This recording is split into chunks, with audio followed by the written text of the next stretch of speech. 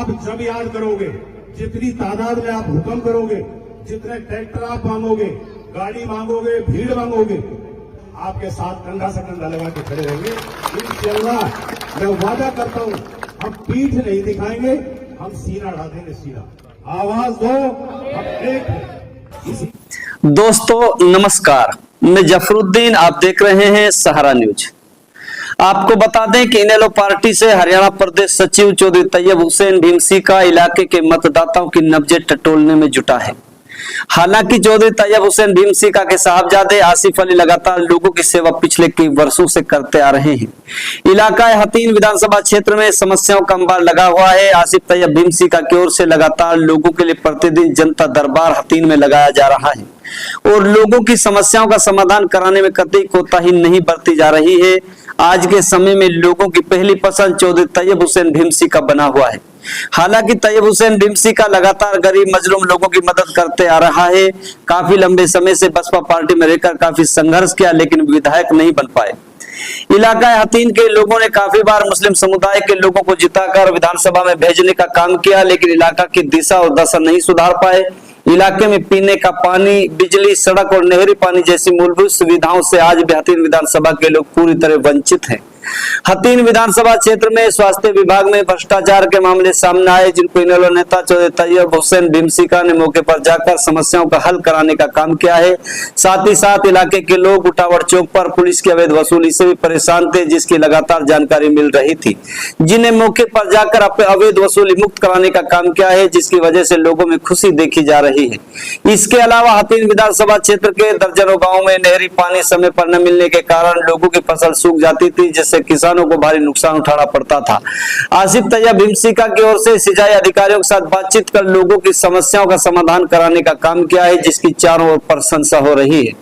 हतीन विधानसभा क्षेत्र की जनता इस बार इनेलो नेता चौधरी तैयब हुसैन भीमसी को विधायक बनाने का पूरी तरह मन बना चुकी है। चौधरी तैयब हुसैन भीमसी की लोकप्रियता को देखते हुए विपक्षी नेताओं के पसीने छूटने लगे हैं। चौधरी तैयब हुसैन भीमसी को हतीन की जनता का भरपूर प्यार और समर्थन मिल रहा है।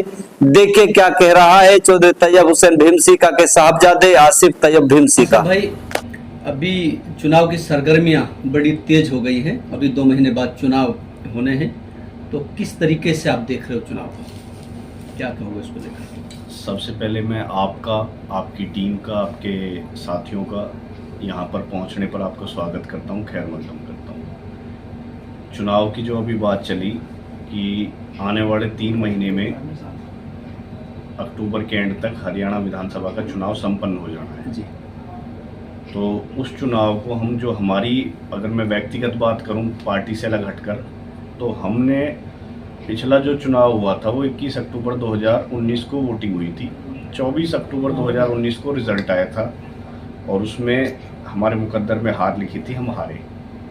25 अक्टूबर से हमने अपना सफ़र फिर शुरू कर दिया। तो हमने तो चुनाव की तैयारियां पिछले 5 साल से हमारी लगातार जारी हैं और उसी स्पीड पर, उसी रफ्तार से हम लोगों से लगातार, क्योंकि मेरे वालिद साहब जो हैं उन्होंने जो राजनीतिक सफ़र शुरू किया है, कोई विरासत में राजनीति नहीं मिली कि दादा परदादा कोई विधायक मंत्री हमारे रहे हों। मेरे वालिद साहब ने तो खुद तिनका जोड़ के अपना घोंसला बनाया है। एक एक सिंगल वोट, एक एक साथी को अपने साथ जोड़कर जो आज ये कारवां खड़ा किया है। तो हमारा जो सफ़र है 25 साल से लगातार संघर्ष का वो जारी है। और चुनाव की बात ये है कि 3 महीने में चुनाव आए, चाहे 3 दिन में चुनाव हो, हम चुनाव के लिए पूरी बसपा के साथ इनेलो का गठबंधन हुआ है, तो इससे क्या फर्क पड़ेगा राजनीति में? अगर मैं अपने विधानसभा क्षेत्र की बात करूं कि हर क्षेत्र का एक अपना अलग समीकरण होता है, तो हमारे क्षेत्र में नो डाउट कि बसपा इनेलो के गठबंधन से जो सियासी समीकरण है उनमें बहुत फेरबदल हुआ, बहुत बदलाव हुआ है। क्यों? अगर ऑन रिकॉर्ड हम बात करें, हतीन के विधानसभा चुनाव का इतिहास रहा है कि यहाँ सबसे ज़्यादा अगर कोई कैंडिडेट विनर रहा है किसी टिकट से, तो वो लोकदल परिवार का टिकट है, वो इनेलो का टिकट है, ताऊ देवीलाल के परिवार का टिकट है। और रही बात अब की, तो जो लोकदल का वोट बैंक है वो 2019 से पहले के चुनाव में परिवार की फूट की वजह से थोड़ा तितर बितर हो गया था, लेकिन वो लोकदल का वोट बैंक आज चौधरी अभय सिंह चौटाला में उम्मीद जताते हुए कि भाई अगर सरकारों से, हुकूमतों से कोई प्रदेश लेवल पे टकरा सकता है तो अभय सिंह चौटाला है। तो उनकी आवाज़ में आवाज़ मिलाते हुए उनकी जो मजबूती है उसमें आस्था जताते हुए आज इंडियन नेशनल लोकदल के साथ खड़ा हो गया। और बहुजन समाज पार्टी, हमने 2 चुनाव बहुजन समाज पार्टी से लड़े हैं। दोनों चुनावों में हमें बहुजन समाज पार्टी का जो कोर वोट बैंक है वो बड़ी मजबूती के साथ हमें मिला है। तो वो वोट बैंक आज भी हमारे साथ लगातार मजबूती से जुड़ा हुआ है। उस वोट बैंक को हमने अपने परिवार की तरह सींचा, एक वोटर की तरह नहीं सींचा। आज किसी भी समाज के 36 बिरादरी का कोई भी साथी हमारे पास आ जाए, ना तो हमने कभी जातिगत भेदभाव की राजनीति करी, ना कभी हमने धार्मिक भेदभाव की राजनीति करी, ना कभी हमने आर्थिक भेदभाव की राजनीति की। हमने चाहे छोटे से छोटा बच्चा भी आ गया है, चाहे इलाके का कोई जिम्मेदार आ गया, हर इंसान को गले लगाने का काम किया है। तो मुझे उम्मीद है कि जैसी आवाज़ आ रही है इस गठबंधन से, जो बसपा इनेलो का गठबंधन है, इससे प्रदेश के समीकरण तो बदलेंगे ही बदलेंगे। और हतीन विधानसभा में बड़ी मजबूती से गठबंधन का प्रत्याशी इंशाल्लाह फतेह हासिल करेगा। ये हतीन विधानसभा की बात करते हैं सर, यहाँ जो है बिजली का ना होना और सड़कों का जाल ना बिछना, सारे टूटी हुई सड़कें, अंबार लगे हुए हैं समस्याओं पे, तो आखिर क्या वजह मानते हो इसको? आपने बहुत मुद्दे की बात उठाई है, उसके लिए मैं आपकी सराहना करता हूँ। नीति आयोग जो होता है, नीति आयोग के आंकड़ों में देश के सबसे पिछड़े 500 ब्लॉकों में, देश के सबसे पिछड़े 500 ब्लॉकों में बड़ी शर्म और बड़े दुख की बात है कि हमारा ब्लॉक उस गिनती में अव्वल ब्लॉकों में है। साथ ही साथ ये जो समस्याएं हैं, ये समस्याएं खाली हमारे ब्लॉक की नहीं, इस पूरे क्षेत्र की, पूरे इलाके की बनी हुई है। जहां आज देश मॉडर्न होने की तरफ जा रहा है, विकसित होने की तरफ की बात करता है, तरक्की की बात करता है, वहाँ बुनियादी जो चीज़ें हैं, हक हकूक़ हैं, हमारे मूलभूत सुविधाएं हैं हमारी, चाहे वो पीने का पानी है, चाहे वो नहरों का पानी है, वो तालीम है, रोज़गार है, उन बुनियादी चीज़ों के लिए भी आज हमें संघर्ष करना पड़ रहा है, जूझना पड़ रहा है।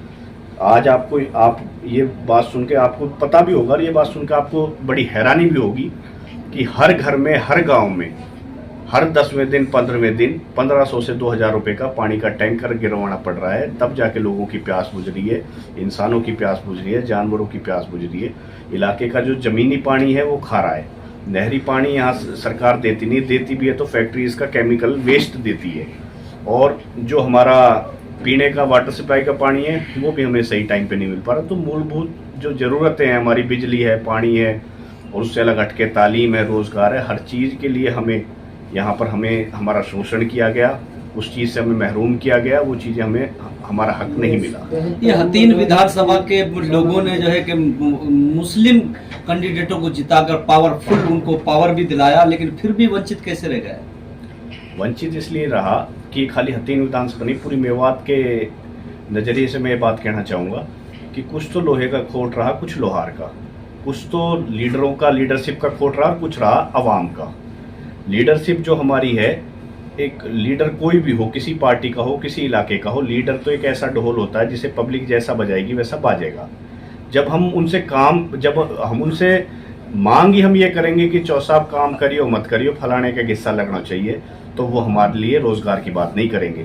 जब उनसे काम ही हम ये करेंगे कि मेरी बिजली मत आ, टंकी फलाने की ना धर जानी चाहिए, तो वो हमारे लिए काम नहीं करके देंगे। हमारा खुद की जो आवाम है, अभी हम जवाबदेही तय नहीं कर पाए लीडरों की, हम सवाल जवाब नहीं कर पाए उनसे। हमने वोट देते हैं, चाहे आप हैं चाहे मैं, अगर हम अपनी गिरेबान में झांक के देखें तो हम अब तक वोट पाल के नाम पर, थांबे के नाम पर, जाति के नाम पर, धर्म के नाम पर करते हैं। आज तक कभी आपने जो आपके कैंडिडेट आपके विधानसभा में लड़ रहे हैं, आपके गांव में लड़ रहे हैं, आपके वार्ड में लड़ रहे हैं, कभी उनसे आपने हक की बातों के लिए, मूलभूत जरूरतों के लिए कोई सवाल किया? नहीं किया। सिर्फ इसलिए वोट दे दिया कि भाई हमारे पड़ोसी गांव को, या हमारी पाल का है, या हमारे थांबे का है, तो फिर काम कहाँ से हों? तो सर आप नौजवान हैं, आप कौन से, अगर आप लोगों को अगर मौका मिलता है, लोग आपको जो है जिताकर विधानसभा में भेजते हैं, तो वो क्या मुद्दे हैं जिन जनता के बीच में आप जा रहे हैं, जिनको लेकर? मैं टू बी फ्रैंक में अगर बात करूं, ना तो अपने हवाई बातें हैं कि भाई हम बढ़ते ही हम तो इधर की धरती को उधर कर देंगे, हम ये कर देंगे, वो कर देंगे। सिंपल सी चीज़ें जो एक अवामी लीडर का, दुनियावी रहबर का जो एक हक होता है, फ़र्ज होता है अपनी आवाम के लिए, अपने साथियों के लिए, अपने लोगों के लिए, अपने समाज के लिए, इंशाल्लाह उसको अदा करने में हम कोई बेईमानी नहीं करेंगे। मैं ये आपके कैमरा पर लाइव आके ये चीज़ मैं बड़े दावे के साथ, बड़े यकीन और बड़े भरोसे के साथ कह सकता हूँ कि जो ऊपर बैठी ताकत है, नीले आसमान वाला अल्लाह पाक है, वो बेहतर जानता है इंसान की नीयतों को। अगर हम इलाके की ज़रूरतों को, मूलभूत सुविधाओं को पूरा कर सकें, उसकी लड़ाई लड़ सकें, इलाके को उसका हक दिला सकें, तो ही अल्लाह हमें विधायक बनाए। अगर हम भी जो अब तक बनकर जिन्होंने लूटने का काम किया, अगर हम भी उन्हीं की नक्शे कदम पर चलें तो बेशक हम आज ऐसे जैसे हैं ऐसे ही अच्छे हैं। तो मेरा जो आपने सवाल किया उसका जवाब ये है कि अगर हमें मौका मिला, कुदरत ने हमें मौका दिया, हमारे मुकद्दर में विधायक बनना हुआ, तो जो मूलभूत ज़रूरतें हैं, सबसे पहली ज़रूरत है हमारे लिए पीने के पानी की। उस समस्या के लिए हमें किसी भी लेवल पर जाना, टकराव करना पड़ा, हम उस टकराव को करेंगे। हमें चाहे उसके लिए प्रशासन से टकराना पड़े, चाहे हुकूमतों से टकराना पड़े, चाहे सड़कों पे जाके टकराना पड़े, चाहे सदन में जाके टकराना पड़े, हम किसी भी टकराव से पीछे नहीं हटेंगे। हम अपनी ज़रूरतों को पूरा करवा के मानेंगे। दूसरी चीज़ पीने के पानी के बाद आ जाती है हमारे सिंचाई के पानी की। हमारी जो नहरें हैं, इन नहरों में आप जाके गाँव में पता करोगे तो आपको पता चलेगा कि जब लावणी का टाइम आ जाता है, जब कटाई का टाइम आ जाता है, तो पानी छोड़ा जाता है, क्योंकि एक्सेस पानी हो जाता है। पीछे फिर उसको यहाँ छोड़ देते हैं, जो हमारे किसी काम का नहीं रहता। अगर इनमें रेगुलर पानी आता रहे, और रेगुलर पानी आना कोई बड़ी बात नहीं है। अभी उटावर डिस्ट्रीब्यूटरी है हमारे यहाँ, 4 महीने पहले, 5 महीने पहले, उसमें हमने पानी के लिए लड़ाई लड़ी। मेरे वालिद साहब ने विभाग के एक्शन से, चीफ से, सबसे बात करी, उनसे पूछा कि भाई इसमें पानी क्यों नहीं देते। उन्होंने बताया कि जी बिल नहीं भरा गया। तो हमने बोला कि बिल हम थोड़ी ना भरेंगे इसे, अगर हमने भरना हो तो हम भरें, आओ बताओ। तो कुल मिला के उनको बोला कि अगर 10 दिन तो है आपके, 11वां दिन है हमारा। 10 दिन में अगर समाधान नहीं कर सकते तो 11वें दिन हम आप समाधान कर लेंगे, चाहे हमें सड़कें जाम करनी पड़े, चाहे दफ्तरों पे ताले लगाने पड़े, चाहे तुम्हारे घरों पे आके धरना देना पड़े। तो खुदा की कुदरत से, आप लोगों के सहयोग से, हतीन की जनता के सहयोग से 10 दिन का अल्टीमेटम था, 8 दिन में पानी उस नहर में भर के पूर्ण लेवल पर भर के आया। अभी आप लोगों के बीच में जा रहे हैं, जनता के बीच में जा रहे हैं, मतदाताओं के बीच में जा रहे हैं, उनकी नब्ज टटोलने में लगे हुए हैं, तो किस तरीके का प्यार आपको मिल रहा है? हमने 2 चुनाव लड़े। 2 चुनावों में ना तो धनबल हमारे पास था, ना बहुत बड़े जो मेन टिकट गाए जाते हैं, बताए जाते हैं, उन टिकटों का हमारे पास सहयोग था। उसके बावजूद ना ठोंडा हमारे पास थे, ना बड़े चेहरे हमारे पास थे। उसके बावजूद हमने बड़ी अच्छी फाइट दी, अच्छा हमने चुनाव लड़ा, सिर्फ आवाम के सहयोग से। आज भी इलाके की जो 36 बिरादरी की, किसी भी बिरादरी की कोई आम आवाम है, नौजवान है, वो बड़ी मजबूती के साथ, हमारे संघर्ष के साथ खड़ा है।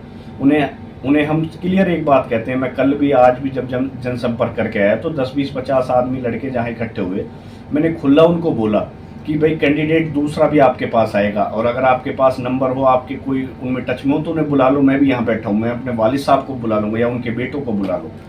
हमारी भी बात सुन लो और उनकी भी बात सुन लो। जिसकी बात में दम लगे कि ये इलाके की हक की लड़ाई लड़ सकता है और समाधान करा सकता है, उसको आप वोट दे दो। तो आवाज़ पब्लिक की सिर्फ एक आ रही है, चाहे वो हमें वोट दे रहा है, उसकी आवाज़ तो हमारे फेवर में ही है, और जो किसी कारणवश हमें वोट नहीं भी दे पा रहा है, उसकी भी एक आवाज़ है कि विधायक बनाने लायक शासन प्रशासन को जो ये बेलगाम अफसरशाही हमारे प्रदेश में, हमारे इलाके में, हमारे विधानसभा में, हमारे ब्लॉक में हो रखी है, उस पर लगाम कोई कर सकता है तो वो तैयब हुसैन भीमसी का है। अगर जनता को उनका हक कोई अगर दिला सकता है, सरकार से टकरा सकता है, आंख में आंख डाल के बात करने की अगर किसी में हिम्मत है, तो वो तैयब हुसैन भीमसिका जी हैं। तो यही आवाज़ लोगों की आ रही है। बाकी देखो परमात्मा अल्लाह ताला ने क्या। सवाल है सर, आप हतीन विधानसभा की जनता से क्या कहना चाहते हैं सर? हतीन विधानसभा की जनता से मेरी एक छोटी सी अपील, आपके एक युवा साथी, एक भाई, एक आपका बेटा होने के नाते, कि आप जिसको आप चुनो, जिसको आपको लगे कि आपके मुस्तकबिल के लिए, आपके इलाके के लिए, आपके आने वाली नस्लों के लिए कोई बेहतर काम कर सकता है, आप उसे वोट दो। अगर हम में दम लगे, हमारी बातों में सच्चाई लगे कि भाई इनकी बातों में दमदारी है और ये हमारी लड़ाई लड़ सकते हैं, तो हमारा साथ दो। सिर्फ धनबल के नाम पर, क्योंकि आज अगर मैं खुला ये बात कह रहा हूँ कि पिछले चुनाव में कुछ कैंडिडेट जो हमारे मुखालिफ है, मैं उनका नाम नहीं लेना चाहूँगा, ऐसे अच्छा नहीं लगता किसी का नाम लेना, लेकिन कहा जाता है कि उन्होंने 10-10, 12-12 करोड़ रुपए विधानसभा चुनाव में खर्च करे। आज वो जो 10-12 करोड़ रुपए खर्च कर रहे हैं, कल को अगर वो सत्ता में आ जाते हैं तो वो पैसे की वसूली भी तो आपके जनता के पैसों से ही होगी। तो मेरी आपसे अपील है, मैं इसलिए ये अपील नहीं कर रहा कि भाई हम पैसे में इनसे कमजोर हैं। मान लिया हमने कि ये सत्ता में रह चुके, ये सारे जितने कैंडिडेट हैं, विधायक मंत्री रह चुके, और पैसा उन्होंने, जनता का जो हक का पैसा वो उन्होंने इकट्ठा कर रखा है। हमारे पास जो है वो 20 नून की कमाई है, 20 नाखूनों की। मैं आपसे ये अपील इसलिए कर रहा हूँ कि अगर आप बिना पैसा लिए, बिना आप किसी के लोभ लालच में फंसे, जब किसी को वोट दोगे, जब किसी को अपना नुमाइंदा चुनोगे, तो जब वो नुमाइंदा आपका बढ़ जाएगा तो आप उसका कुर्ता भी खींच सकते हो, आप उसके कॉलर भी पकड़ सकते हो, आप उससे बड़े दावे और मजबूती के साथ अपनी बात रख सकते हो कि उस दिन तेरी बात क्या थी, आज क्या है, और 5 साल बाद फिर तुझे हमारे पास आना है। लेकिन अगर पैसा ले लोगे तो पैसा लेने के बाद आपका हक नहीं बढ़ता कि आप उससे मजबूती से कह सको। तो मेरी इलाके की सारी जनता से मैं ये नहीं कहता कि कोई इलाके में चंद आदमी ऐसे हैं जो इस तरीके की हरकत करके इलाके को खराब करने का काम करते हैं। बाकी सारी जितनी भी आवाम है, हमने 36,000 वोट लिए, मैं एक भी मेरा साथी ऐसा नहीं है जिसको हमने पैसे दे के वोट लिए हो। उल्टा हमें हमारे कार्यकर्ताओं ने, हमारे साथियों ने, इलाके की जनता ने वोट भी दिया, नोट भी दिया और चुनाव लड़ाया। तो मेरी साथियों से यही अपील है कि आप तराजू के 2 पलड़ों में रखकर सारे कैंडिडेटों को तोल लो कि किसकी बात में आपको दम है, किसने काम अब तक अच्छा किया, कौन तुम्हारी आवाज उठा सकता है, कौन तुम्हारी लड़ाई लड़ सकता है। तो मेरी यही अब सारे इलाके से अपील है।